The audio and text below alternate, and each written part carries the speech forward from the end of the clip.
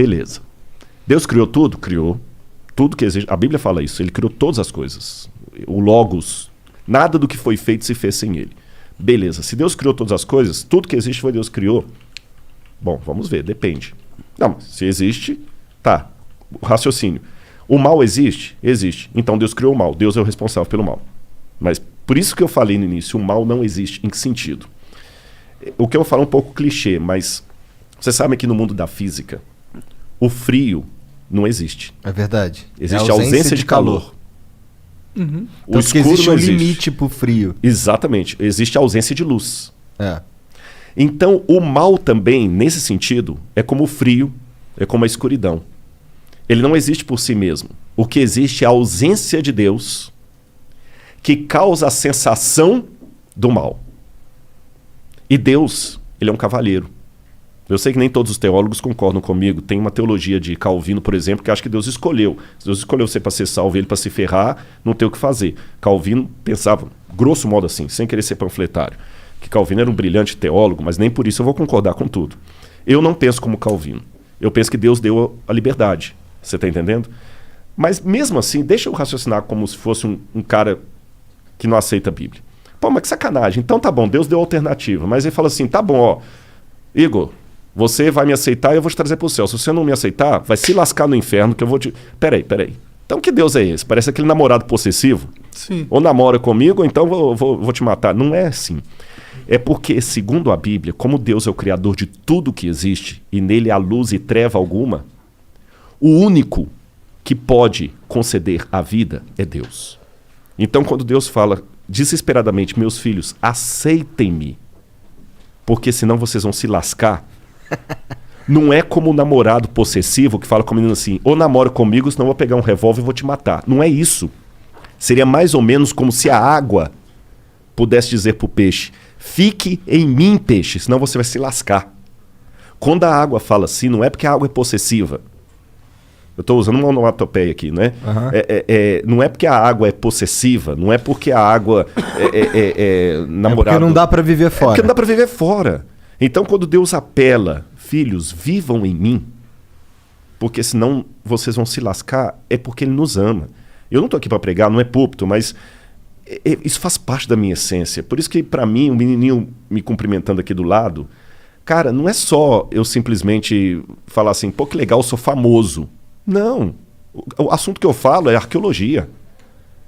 É porque se o que eu falo for verdade, eu não posso ficar calado, Igor. Você está entendendo? E aquele lance que eu falei da cruz de Cristo, os romanos crucificaram milhares de pessoas.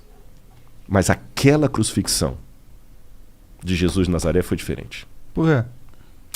Vou te falar por quê. Vou contar uma historinha para você. Um rei, vou responder igual Jesus. Jesus contava uma história, quando o pessoal perguntava. Um rei, uma vez, deu uma regra no reino dele. Ninguém pode roubar. Se alguém roubar, eu vou mandar arrancar os 2 olhos. Cara, funcionou, ninguém roubava. Você podia dormir com a porta aberta, o cara das trancas nem vendia tranca. Delegacia só quando era uma briga, assim. Até que um dia chegaram pro rei e falaram assim, majestade, nós pegamos um rapaz roubando aqui, a sua lei fala que tem que ter os 2 olhos arrancados. Ele falou, tudo bem, só que tem um problema, é o seu filho. É o príncipe. E aí? Vocês têm filhos? Tenho. Eu não tenho. O que você faria, monarca? Você é o rei. Se eu sou o rei, eu mando arrancar os olhos. E você, Igor? Bom, se eu sou o rei, se eu sou o Igor, eu ia apoiar. Não, minha filha não, irmão. Todo respeito aí. Eu perguntei de propósito. Mas se eu sou o rei... Você é o rei, Igor. E pai da sua filha ao mesmo tempo. Então, é que se eu sou o rei, eu preciso mandar arrancar os olhos, né? Você arrancaria mesmo da sua filha? Pensa nela agora. Cara, olha, se a gente quiser entrar nessa, eu forjaria a morte, eu executaria de mentira, exilaria a minha filha pra algum lugar, porque aí eu consigo manter o rei que pune quando alguém rouba e consigo salvar a vida da minha filha, só que eu não consigo manter ela perto de mim. Uhum. E teria uma coisa também. Você nunca ia poder olhar nos olhos da sua filha e falar, você tem um pai honesto.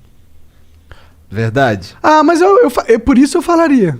É porque o negócio do rei, de você não... É porque é um mau exemplo. Porque aí você abre a permissão, entendeu? E aí você vai ter se eu sou o rei, manda lá pro STF, lá no Brasil, lá. Mas nem entra nisso porque eu não quero que o Flow tenha problemas. Nem eu. Bom, mas eu também não seria um rei que ia colocar roubo com perda de olho, né? Ah, funcionou. Ninguém roubava. Ah, mas funcionou porque é uma pena muito punitiva. Mas poderia ser uma pena não tanto punitiva que também funcionaria, talvez, né? Posso sei lá. dar a solução Vai. bíblica Diga. para responder a pergunta dele? Por Claro. quê? Esse rei falou o seguinte: palavra de rei não volta atrás. E ele tinha um dilema, porque se ele mandasse arrancar os olhos do filho, o pessoal falou assim: pô, esse cara não tem misericórdia nem do filho, quanto mais da gente. Uma mensagem bem forte. Bem forte. Se ele poupasse o filho, o pessoal também fala assim: pô, se fosse o filho da faxineira. Sabe o que ele fez? Ele falou o seguinte: como rei eu não posso voltar a palavra atrás. Mas como pai que ama, eu não tenho filho, tá, Monark? O Igor vai entender. O Igor tem mais autoridade para falar isso, que ele tem uma filha, eu não tenho. Tem duas. Tem duas. Como pai, eu também não posso negar a salvação para o meu filho que errou, mas está arrependido. São 2 olhos que a lei quer, são 2 olhos que a lei terá. Podem arrancar os meus olhos e deixa o meu filho. Quando o mal surgiu no universo, o mal existia. Tem um lance em filosofia que eu não quero. Vou tentar mastigar para ficar mais fácil. Vocês ouviram o Pondé aqui, com muito mais propriedade do que eu, que chama-se metafísica. Foi a matéria mais difícil que eu estudei em filosofia. Metafísica é a doutrina do ser. Tudo que existe primeiro em potência, depois em ato. Eu não tenho filho, nem o Monark. Nossos filhos existem em potência. As suas filhas existem em ato. É potência mesmo, né, Monark? Não tem ninguém... É potência. É potência mesmo, pode ficar tranquilo. Não tem nenhuma certidão para ser reclamado, Não. Nenhum DNA, não, brincadeira. Então, os nossos filhos aqui existem em potência, porque eu posso ser pai, ele também pode. As suas não existem em potência, elas existem em ato, que elas já existem. A minha filha não tem como ser estuprada, como ganhar um prêmio, como passar no vestibular, como pagar um seguro de saúde para ela. As suas têm, para ganhar tanto coisas boas quanto ruins. O mal, como potência, passou a existir no universo a partir do momento em que Deus não obrigou nenhum filho a ser fiel a ele. Eu criei vocês e vocês estão livres. Só que sigam as minhas leis para que tudo dê certo. E aí, com a ruptura que houve no universo cósmica, a lei de Deus foi quebrada. E a punição era que o pecado passou agora de potência a ato. Ruptura cósmica? Ruptura cósmica. Que quer dizer porque com o universo estava numa harmonia que foi quebrada. Você entendeu? Não era plano de Deus que criança e leucemia estivessem na mesma frase. Não era plano de Deus. Deus não queria isso. Deus não queria a pancada que você ganhou no seu carro hoje. Deus não queria isso. Mas aconteceu. Ele sabia que ia acontecer. Aí alguém fala, pô, sacanagem, se ele sabia, por que ele deixou? Aí que vem o Lúcifer, o vulgo Lúcifer, né? Que Lutíferos, que é um nome que vem do latim, que não está na Bíblia, como eu falei. Mas vamos chamar de Lúcifer assim mesmo. Vem o Lúcifer, que faz toda a rebelião e tudo. E a sentença agora é a morte. Aí a segunda pessoa da divindade, que é Jesus, fala assim, tudo bem.